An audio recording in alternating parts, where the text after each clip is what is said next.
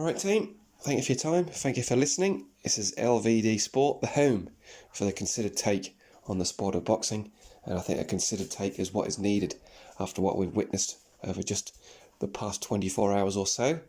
As I speak to you now, it's just gone 3 o'clock in the morning on Monday, so we had some time and to re-watch and think about what we saw. We're going to be talking about the PBC event in Florida and the ramifications for Tim Tszyu's heavy defeat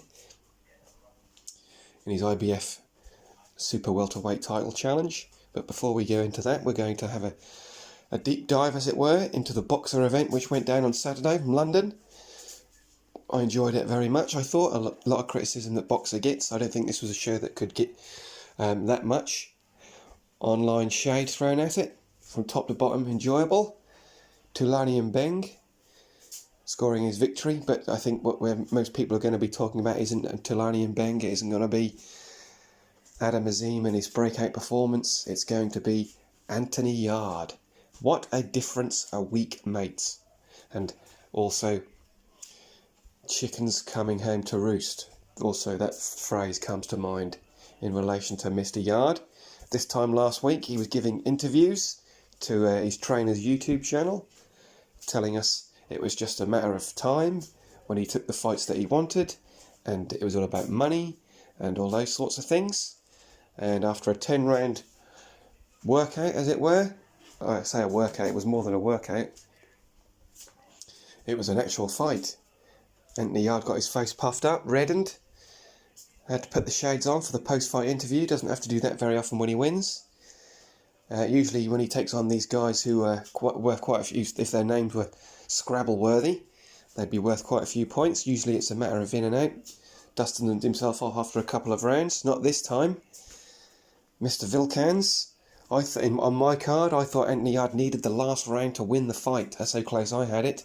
And he did on my scorecard. I thought Yarde pulled out the last round. He changed his tactics. That was the ultimate respect to Vilkans, I thought, but he changed his tactics and became more of a boxer. That was it, showed you what he needed to do. But for a promotion that was allegedly AY promotions were involved, I think a lot of that talk is now going to dial back. He's not got to worry too much about AY promotions as he's got to worry about tactics and how to block a right hand and things of that nature. It was amazing, really, how James Cook, MBE, a man who had a hell of a career, a fine career, I was almost said one of the greatest careers in British history, but that's not the case. But he had a notable career, the type of career you don't have anymore, and yet there he is on the outside, padding up the spit bucket, while that guy who wears the body bag, the body protector, most of the time, while he's shouting out buzzwords with Anthony Yarde. And Tunde Ajayi was also there. They're doing the talking, while James Cook, the one man who knows exactly what to do and when to do it, is just handing up the spit bucket. It's incredible. Absolutely incredible. But that's just one of the many issues that Mr. Yarde has going forward. And I think if we dial this back to the beginning, I think we have the root of Anthony Yarde's issues. When Anthony Yarde signed with Frank Warren in Queensberry Promotions, it was a totally different Queensberry Promotions and Frank Warren to the one that we have in 2024. If you can recall back when Anthony Yarde first signed, there was issues with Frank. He was a mile behind in the promotional war with Eddie Hearn and Matchroom, and the amount of stars and names and irons in the fire for Queensberry just weren't as prevalent as what they are now. So Anthony Yarde was able to have time spent on him. It was a case of being able to give him time. It was a case of being able to give him these virtual substitute opponents. When he was fighting British fighters, it was a guy like Chris Hobbs, serving soldier, who, as good as he is, as applicable as he was as a pro, he wasn't going to be defeating your Anthony Yardes. He shouldn't even been in there with him. The guys like Craig Richards, who Anthony Yarde now mentions for the first time ever in post-fight interviews, weren't even being thought about. It was these marking time fights which proved nothing, and then feast or famine. It was either these easy fights, marking time fights, stupid fights, or these world-class fights in which his chances of obtaining victory were less than 0. And now, after he has a 10-round fight, an actual 10-round boxing match with an opponent who had less than a week's notice, was undersized, and also was chosen because of his lack of power or jeopardy in terms of turning over an upset, and he pushed Anthony Yarde to the wire. And as I said, I think chickens came home to roost for Anthony on Saturday night, and he realises that he's got some work to do, because his next loss is likely to be his last fight. He can't afford to take too many more L's, regardless of if they're in world title fights or if they're against domestic opposition in a level down from world level. And being an Adidas ambassador before you have actually achieved anything in the sport is how Anthony Yarde was able to string out his career for as long as he has. He had the look, he had the skill on paper, but he didn't have the wherewithal to do it. And Thulani Ajayi, a man who he has a connection to Frank Warren. If I do remember many years ago, before Anthony Yarde was even in the Thulani Ajayi business, Thulani Ajayi giving an interview, I think it was to IFL, where he stated that Thulani Ajayi's father is tight with Frank Warren. And I've always wondered if there was some sort of financial input involved and some sort of investment or something along those lines, which has meant that the Ajayi family and the Warren family are tight, and that when a job came up to train a promising young fighter that they're going to take their time with, Thulani Ajayi was the guy who was put in the position, which is why he is where he is right now, and which is also why Anthony Yarde is where he is right now. He's made the money, as I said, he has the look, which is more important than having the skills in 2024. He's done well from the game, but it's a case of fur coat, no knickers. We saw it against Lyndon Arthur the first time, when Lyndon Arthur, you saw what happens when he's up against domestic opponents, quality domestic opponents. In the first fight, Lyndon Arthur, of course, got the decision, and that whole rigmarole regarding that series of 2 fights was quite interesting. If you cast your mind back, Lyndon Arthur didn't appear to be in the right frame of mind. He was complaining about the date, he was complaining about the purse, but the fight had to go ahead because Anthony Yarde needed his win back in order to get into the position of where Frank needed him to be. So hence why that fight happened when it did. But as he said, Yarde was talking about guys like Craig Richards, as well as Josh Boatsi. It's amazing how he sidestepped Boatsi after he has a subpar performance. But in my view, I think Anthony Yarde's troubles are tied in with Frank Warren's, what should we say, good fortune. It does seem convenient to me that as soon as Frank hits the money, hits the big time, hits the Saudi scene, gets Turki Al Sheikh essentially to write himself a check, write Frank a check, give it to him, and say, right, I'm picking and choosing what I'm doing with your stable as I see fit.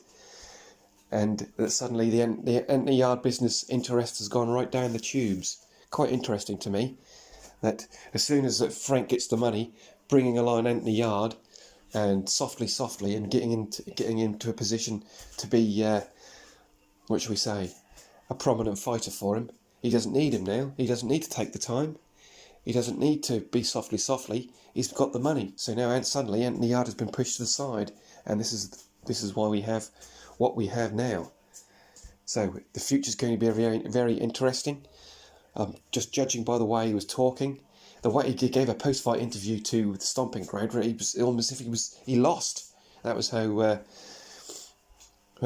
disconsolate Anthony was.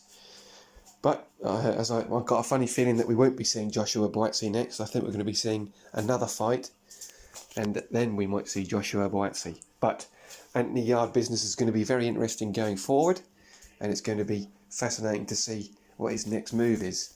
But that was at the Anthony Yarde performance. I think I've said his name enough. Let's move on to the rest of the card. Like we saw, Thulani and Mbenge pulled off an upset victory. I had a convincing winner against Michael McKinson. McKinson, I think, might be a victim of his own success in that he's so rarely active. And the Michael McKinson that we saw against Chris Congo when he led Chris Congo a merry dance was long gone. Even the McKinson that performed quite admirably against Virgil Ortiz wasn't anywhere to be found. But on the night, Mbenge, he was long, he was lean, he was lithe, he used his long levers, there's a lot of L's. But Mbenge didn't take one, he got the win. And at the end of the 12 rounds, I had it 117, 111 to Thulani Mbenge, which now makes him, I think, as South Africa's 4th IBO world champion, if you keep him score on the IBO. And Michael McKinson has got a long road back. Remember I said he could just have a victory over Chris Congo. In my welterweight top 20 that I recently put on my community post, we've got a few Brits in there. We've got Michael McKinson, Chris Congo, who's just behind Eko Esserman and Harry Scarf. So there is still some fights to be made, but McKinson's going to have to go back to the drawing board and start again. And then we had Aadam Azim, who's is evolving and improving in front of our very eyes, in my view. I thought it was a very good performance. He's definitely shortened the odds, or changed the odds at very least, in regards to the fight with Dalton Smith. I think a lot of people were picking Dalton Smith quite easily in that one. I think, like I said, that's going to change some viewpoints with a performance like that. Azim is turning into quite the single punch picker. He's really, as I say, evolved under Shane McGuigan's stewardship, and this should be an interesting fight if and when it goes down. Of course, now that the excuse of there's no reason now that the Saudis are involved with both promotional stables, there's no reason really for Turkey not to put up a little bit of cash and say, I want that fight. Whether he does or not will be another thing. And if it doesn't happen, I think we all know that it's probably going to come from the boxer side of things. Ben Shalom quite careful when plotting with his moves. So it should be interesting to see what the next few months holds there. I think one of the main talking points about that fight really was O'Hara Davies. I thought his fight week aura, as the kids say, wasn't particularly good. Everything coming out of him was negative. Everything coming out of him was somewhat dark. I actually thought that the fight was going to be over and out in 2-3 rounds at best. I thought O'Hara Davies did quite well to hold on for as long as he did. He's brave, a bit too brave, I think. His nose looked awful, and he was feeling it for quite some time before the inevitable finish. Quite notable that the finishing shot that Azim landed on the jaw, but the reverberating impact of that shot also seemed to damage or cause a lot of pain to O'Hara Davies' nose. Such was the follow through with such a quality shot, which caused the end of the fight. O'Hara said he was going to hang them up. I hope he does, but you do wonder what the future holds for him, especially when you got Lee Eaton hanging around. Say no more about that. I just hope that he's saved what money he had, and that he looks after himself, because he's one of those guys you think is going to struggle going on. Can't imagine him being a trainer or a coach or a pundit. He's a bit too lively to be a pundit, I think. I don't think too many places will be looking to employ him unless he can suddenly change his ways. But onwards and upwards for Azim. Wish all the best for O'Hara Davies, and I hope he sticks to his word if he is wishing to get himself out of the sport. And that brings us on finally to the goings on in the USA. It was Florida. I think it was in that, we'll be kind and call it intimate venue in which Conor Benn scored a victory last year. Casino Caribe or something along those lines it was called. What that show highlighted to me is the bother that PBC appear to be in. That's the first time I can remember they've put on a show in such a small venue as what it was. The card, other than the main event, the card didn't have really too many names on it, because PBC have farmed out so many of their names, or if not, haven't farmed them out, they've let them go totally. Their stable is quite thin nowadays in comparison to, say, 10 years ago when they were on all those networks in the States. There was no notable names on the undercard whatsoever, but what do you know? It was one of the best, well-balanced, well-matched and exciting cards from the start to finish that I've seen this year. The fight involving Cesar Mateo Tapia was fascinating stuff. That was a draw. Both men were up and down on the canvas in that one. That was good to watch. But the main event itself was what everybody was going to be talking about and what everybody was there for. I didn't see too many people beforehand who were picking Bakhram Murtazaliev to get the victory. I wasn't. I fell into that trap. I thought that the reason that PBC had made that fight, they'd done their homework, knew what they were doing, and this was going to be pretty much a business exchange involved with a fight in between. Tim Tszyu was going to end up with the IBF junior middleweight or super welterweight championship. And one other thing I wanted to touch on, if you remember a few weeks back, the IBF ruled that Josh Warrington couldn't fight for their championship because he was coming off a loss. And there was Tim Tszyu fighting for the IBF championship, coming off a loss. Of course, he lost to Sebastian Fundora. I suppose you could, if you wanted to split hairs, say that Josh Warrington's defeat that he was coming off was a heavy KO loss, while Tim Tszyu's defeat was a points decision in an absolute bloodbath. I also think now that maybe Tim Tszyu will be thinking, why on earth didn't I take a rematch or try and get a rematch with Sebastian Fundora, get that over the line? That seemed like such a natural rematch to take at the time. Looking back, it was like one of those fights involving Carmen Basilio in terms of the blood and the gore. But yeah, that fell by the wayside. Tim has got a lot of making up to do now after that performance. All that, the criticism that anybody criticised Tim Tszyu, he's too much like an ironing board. He's straight up and down. He's too basic. Doesn't move his head. Doesn't bob and weave. But he's just pure offense. His feet are poor, which is all of the above is true. But he got the job done until he didn't. And then on Saturday night, boy, didn't he? When he after the first knockdown, he had a look on his face as like, my God, what have I gotten myself into? The second knockdown, it was like a respect. And also, I wouldn't want to say a fear, but a trepidation of, I've got to go back in and take more of this. But to his credit, he did. He didn't stop trying. He's only got one way, which is straight ahead and throwing punches. He's programmed to not even think about anything else, which is an absolute mistake. I also wonder now why his father, Kostya Tszyu, the legend, didn't have more of a hands-on approach to his career, to his son's career. Because the scuttlebutt was that they had a bit of a disagreement early on, and Kostya decided he was going to be hands off, and maybe he should have either been a bit more hands on or totally hands off, because this is the first time that Kostya's been anywhere near the camp so close to a fight before, and this is what happened. I also think that obviously you've got to start thinking about Tim's trainer, his uncle. Tim's mother's brother, Ivan Gotnuev, who absolutely, I thought, sold his nephew short against Fundora in terms of his tactics. Well, there weren't any tactics, it was just stand in front of him and keep throwing punches. And it was pretty much the same here. Disappointing that someone who just a year ago seemed to have so much promise, so much commercial potential, that's all fell by the wayside now. He's probably got at least about a year at least of building up again, unless Uncle Al decides to cash him in against another big name, but I'm not sure how that will work considering he's had 2 big championship losses back to back. Back to the drawing board for Tim, along with Anthony Yarde.